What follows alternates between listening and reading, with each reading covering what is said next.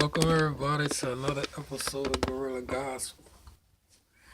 We're gonna kick it off like this. I just brought you to the part where Brother Mandela, if you can't lead, follow. So I hope y'all can follow this a little bit, okay? In war, which my brother was involved with, this was a hostage takeover. If you want to look at it, see. You read between the lines and you pull back the curtain or the rug or whatever, and you will see what took place and why. But sometimes it takes a while, and sometimes people tell you what's going on, but we don't hear it. We so caught up with our own foolishness. But if you look, World War II, the Jews and all that, the Italians and all that came over after. Now, this is coming out of where we just left off at over there in if you can't leave, follow.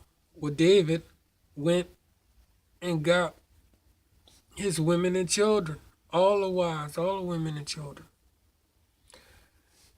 People war from the same way they war back in the Bible days.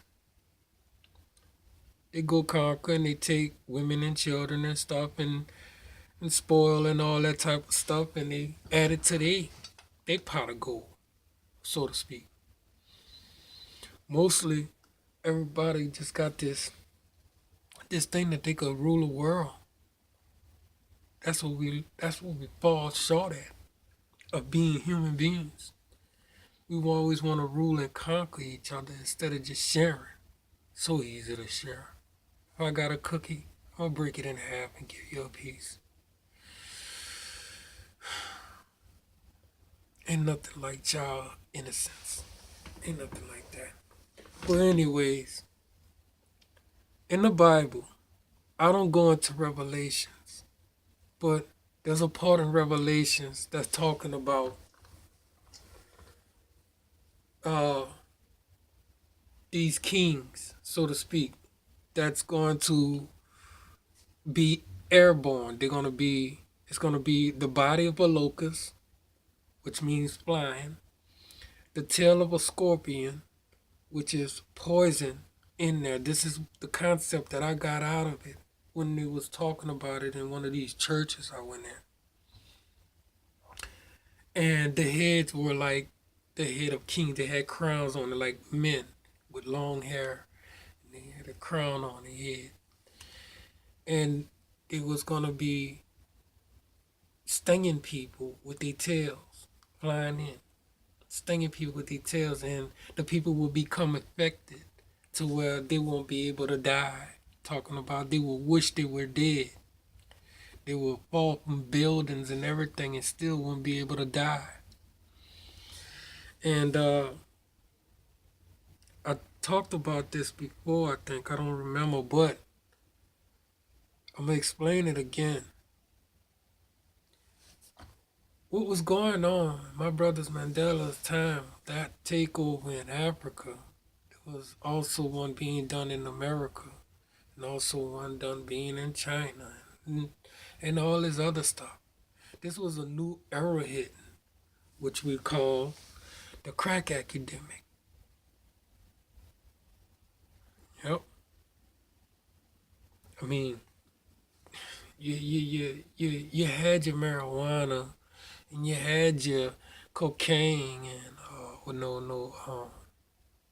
heroin, and then teas and blues and all this other stuff, acid. When the crack cocaine epidemic really smacked everybody in the face, that was seriously, oh God, man, Walking Dead ain't got nothing on this. From what I seen and a lot of other people, Walking Dead ain't got nothing on this. But back to the three kings, right? The flying locusts with their poison. The tail represents the chemical, the dope that's going to be flown in, which the locust body is, the wings. And these the heads of the kings, the crowns, well, that's the people in power, the leaders of the world, so to speak. It's evil of the world. Leaders of the world are brothers like Mandela and Mother Teresa, Gandhi, so forth. People who doesn't resort to violence but have solutions to problems that most people doesn't want to see. Because see, wicked people need sinners to make them rich. You know what I'm saying? If we all lived in harmony and just got by what we get, which is just our daily bread, food, water, shelter. A lot of people want to be comfortable because, see, they got to have more. Some people just not built for this world. Some people are built out of this world. See, that's why they go out in the space and all that type of stuff, and they want fancy this and fancy that and resorts and shit like that. But it's all good. There's a solution to poverty. There's a solution to school shootings. There's a solution to overpopulation. But our real leaders of the world, they don't want to take that solution and deal with it. They rather just go with it. You know what I'm saying? So far as live and let die, kill or be killed, that type of stuff, dog eat dog, But God got one too. You do dirt, you get dirt. What goes around comes around. God don't like ugly. So no matter how mighty you live, you're still gonna end up just like a poor person. And then, I know it doesn't matter really because you're living up high right now. But my brother, he went through a lot, and he kept his mind strong. It's good to read up on people like them. It's good to read up on the bad people too, so far as understanding wickedness and seeing it in other people and seeing who are trying to be copycatters. It's good to read up on them too, I guess.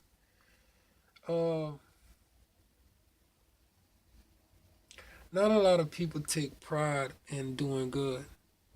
They take so much pride in doing wrong, so it's ridiculous. It's a shame, and it goes beyond the horizon when it comes to people copycatting. But when it comes to war and what's happening when you see countries like USA and over there and everything being demolished by murderers in suits and badges, and you know you know when World War II was happening, people went to their aid. When Vietnam was happening, people went to their aid. There wasn't hardly nobody at the aid of his brother in his country. He had to pull himself out that hole, just like a lot of us have to do. You know? But I mean, people call themselves pioneers and founders of the world and everything. I don't get that concept.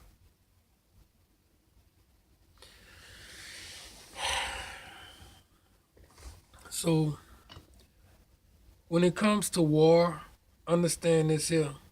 Whenever your country lose, you better be ready for what's about to happen. Because see, we are now hostages behind the curtain under the rug. Yeah. And America has not found a way to free themselves yet. And that's why you still see people getting shot by cops with no guns and just everything else. If we find a way to fix our head from the things that didn't happen to us in war and chemical use and all that type of stuff, or being born with chemicals and stuff, we could fix our heart for all the heartbreak that we endured trying to come and be somebody in school and just learning that you ain't gonna be nothing. The world really doesn't want your type being something, or you don't come from the background. Only the good can do something in this world if you're born with a silver spoon. Those who have to fight their ways out and dig their ways out of it and everything, it's very few of those that you will get a praise from, like Brother Mandela and stuff. Like Obama, he come from both sides of the fence, black and white, and both sides talked about him. They'll talk about you no matter what. They'll talk about you no matter what, if you're doing good or doing bad. But the brother did his thing, and everybody faulted him for all the mistakes that happened before he had nothing to do with none of it. So there you have it. Let's go read the gospel. One.